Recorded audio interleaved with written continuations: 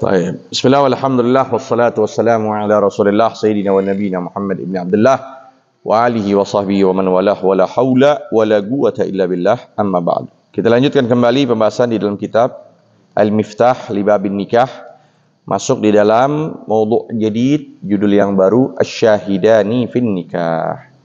Artinya di antara syarat di dalam kesahan nikah harus ada dua saksi dalam mazhab Syafi'i. Ini mazhab kita.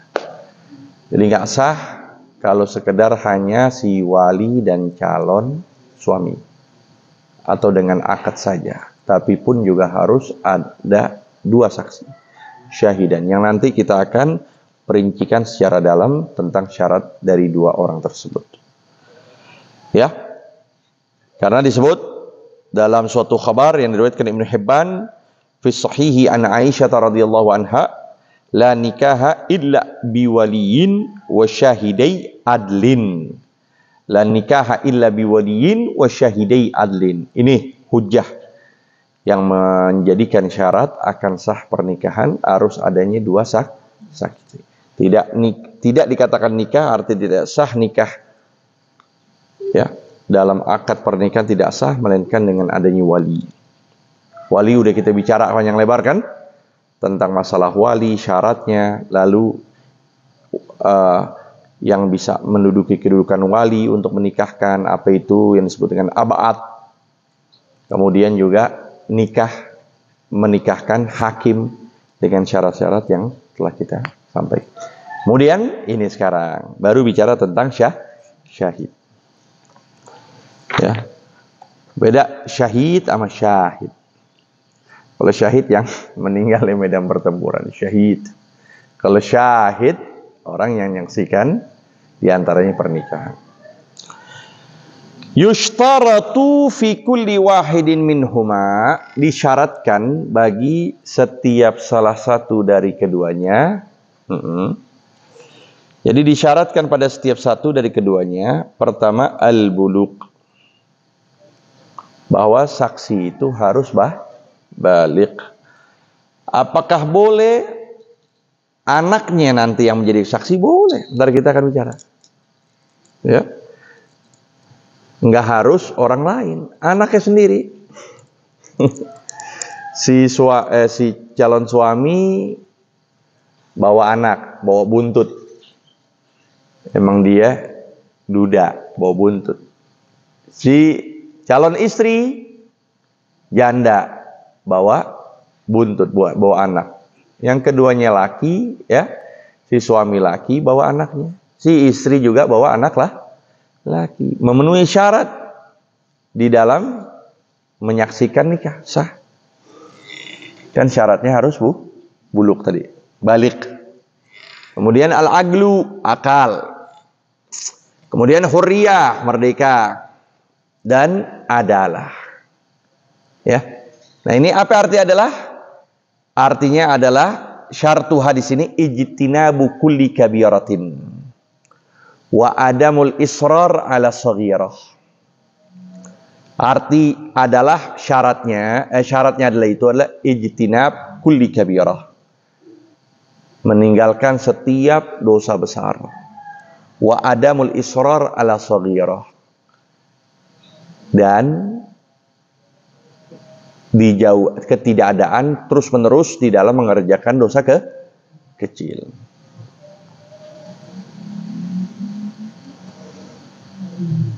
Nah, ini menurut definisinya sekarang adalah seperti itu. Ijtinab kulli kabirah wa adamul israr ala saghirah.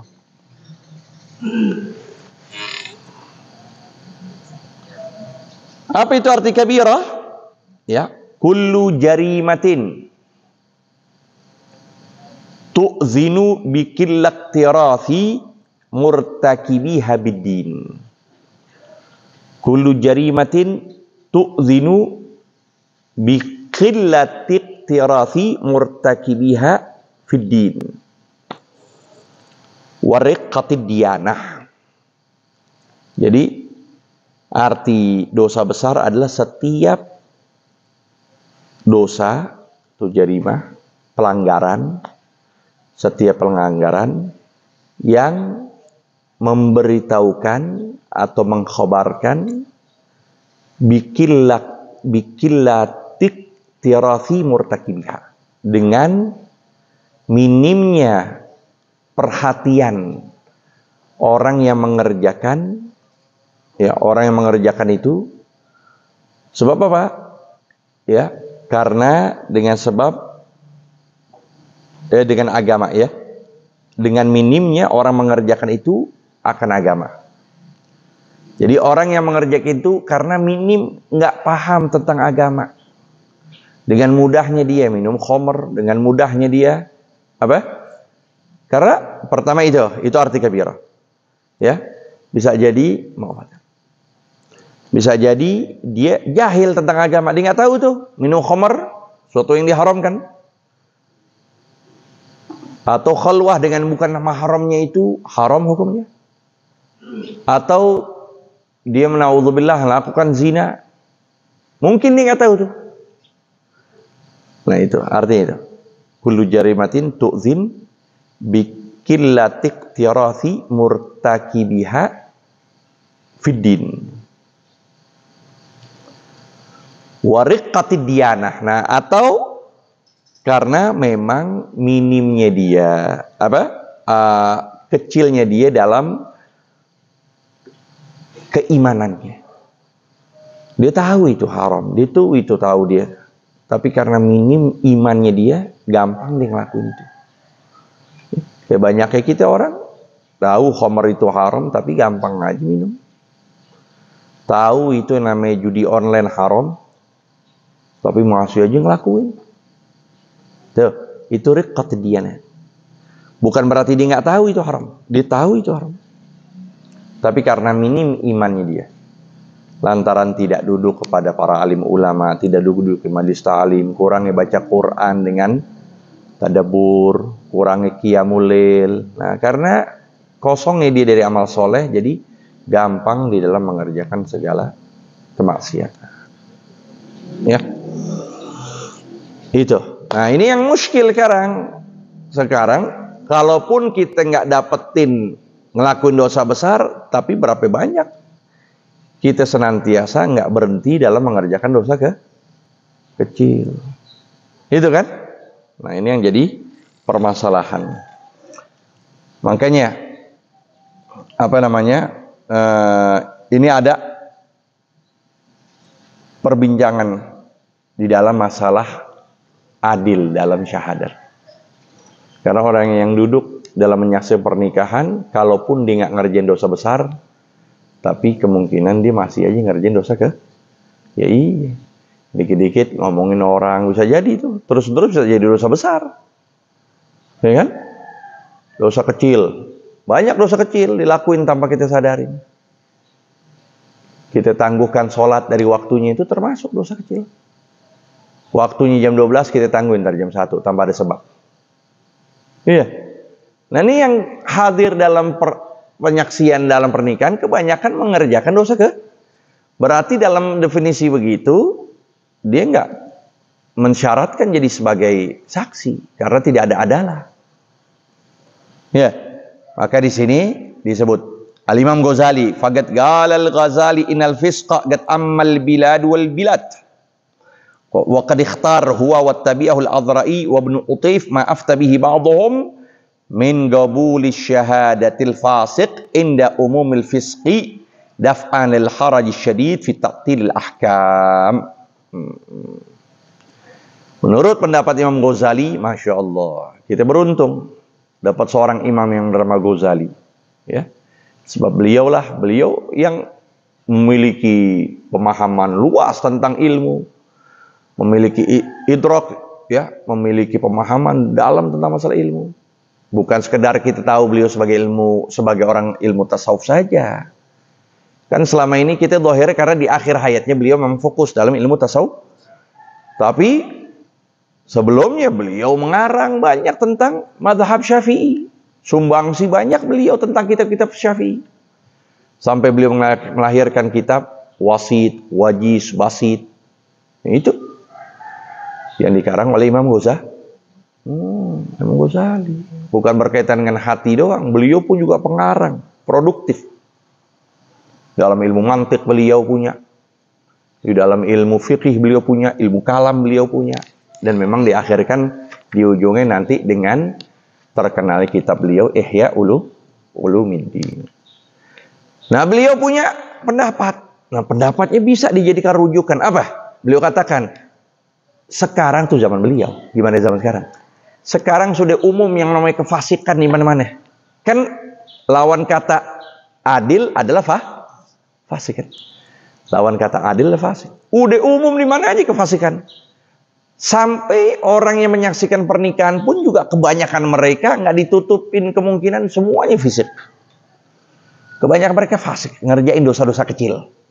Terus gimana? Nah, bolehlah kita pakai itu. Kalau udah umumnya fasik di mana tempat, ya maka bolehlah kita katakan yang mengerjakan dosa kecil tidak termasuk.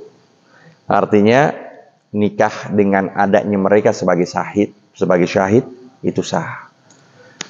Ya, beliau pun juga mengutip dari apa yang diikutinya Al-Imam Adh-Dha'i. Lalu Ibnu Utif min qabuli syahadatil fasik, bahwa dibolehkan untuk penerimaan syahadat fasik. Daf'an li harji syadid. Itu kalau enggak ya enggak ada nikah. Lebih parah lagi. Iya kan? Kalau enggak ada itu enggak ada nikah, lebih parah lagi nanti. Ya, orang lakuin zina dan sebagainya. Ya udah syahid aja deh. Siapa syahidnya? 2 orang ini. Iya kan? Kadang pakai celana pendek. Ya. Di rumahnya pakai celana pendek. Udah tua-tua pakai celana pendek. Iya kan? Dia buka auratnya tuh. Nah, itu yang begitu banyak sebagai syahid, ya udah. Kita terima aja, selama dia nggak ngelakuin dosa besar. Dohirnya nggak kelihatan dosa. Apakah dia minum khamr, dia zina, dan sebagainya. Dia akli walidain, durhaka sama orang tua. Kalau memang itu, kita dapatkan dia melakukan dosa besar, jangan kita cari yang lain. Jangan cari itu, masih ada. Ya, lumayan masih ada lah. Orang-orang baik sekalipun masih mengerjakan dosa kecil.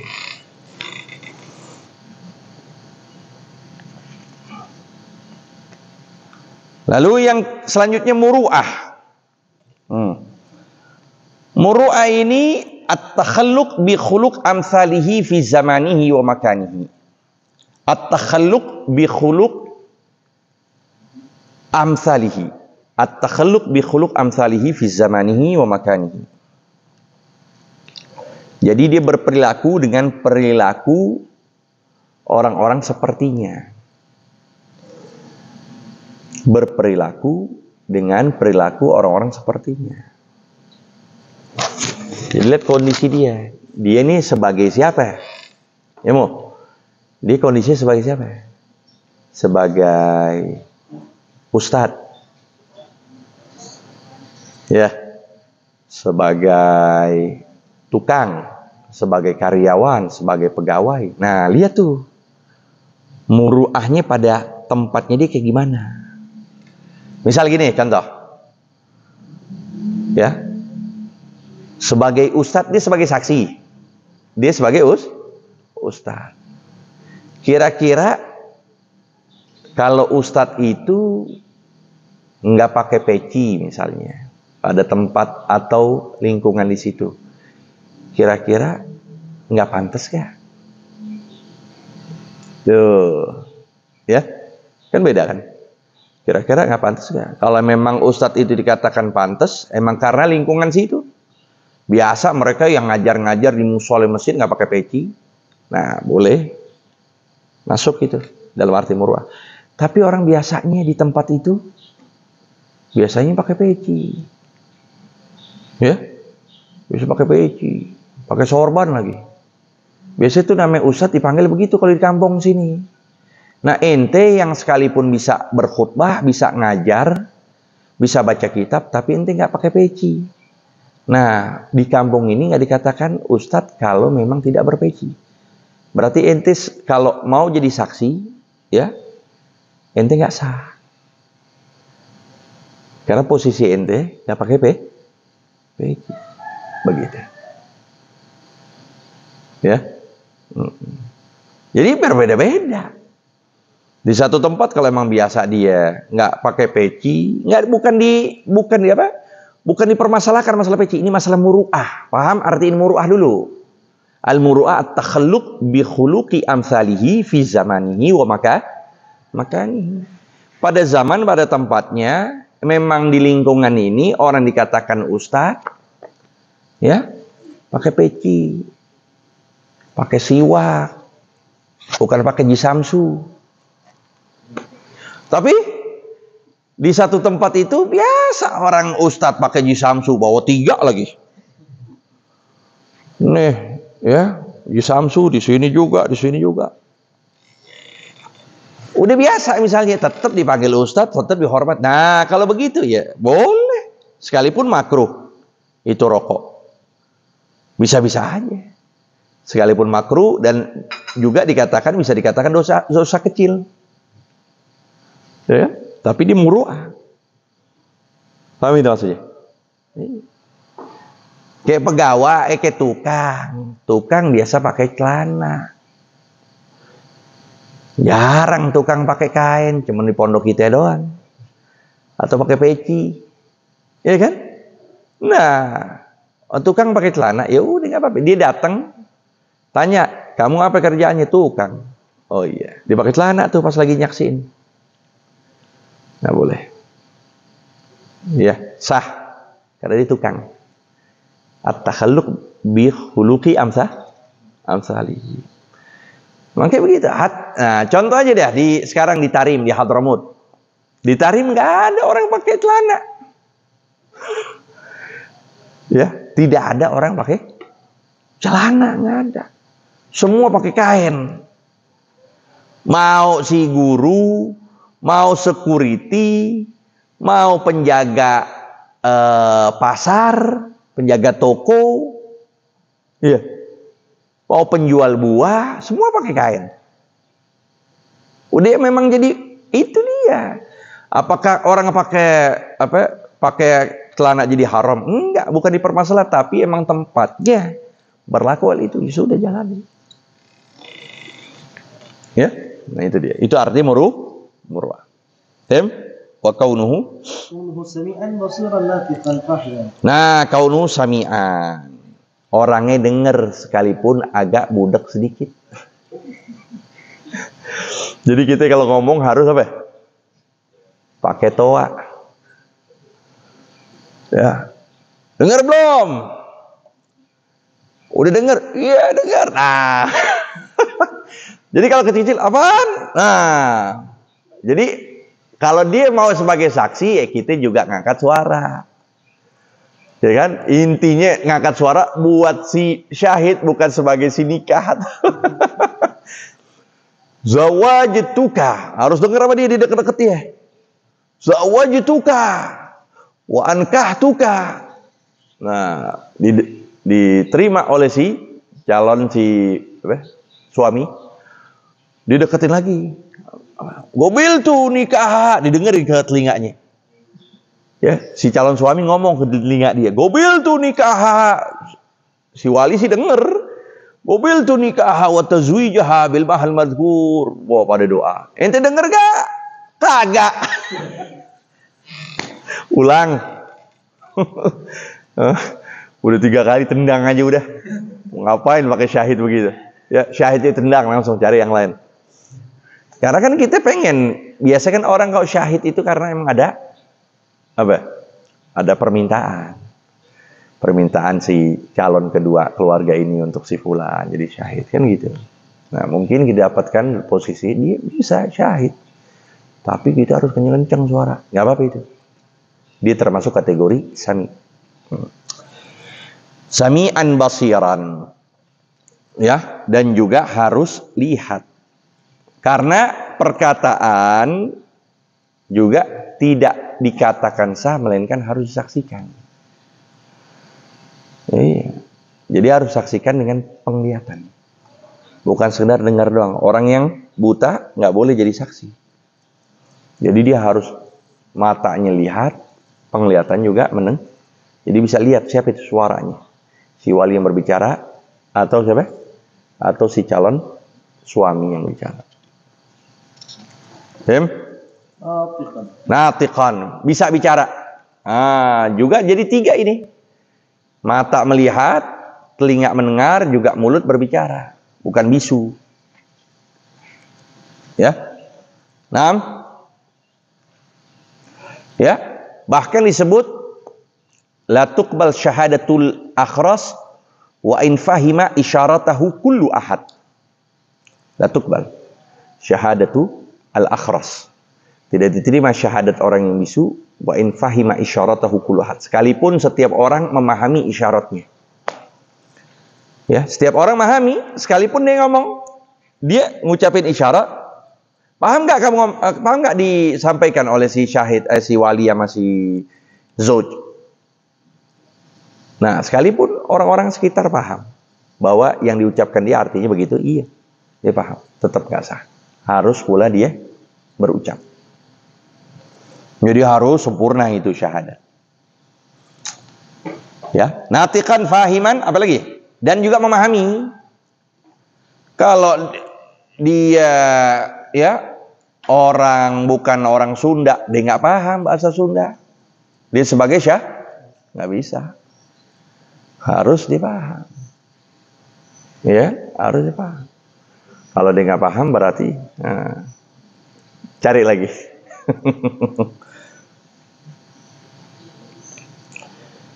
Wa in fahima, ya. Nah, itu dia. Fahiman lughatul akidin. Tim?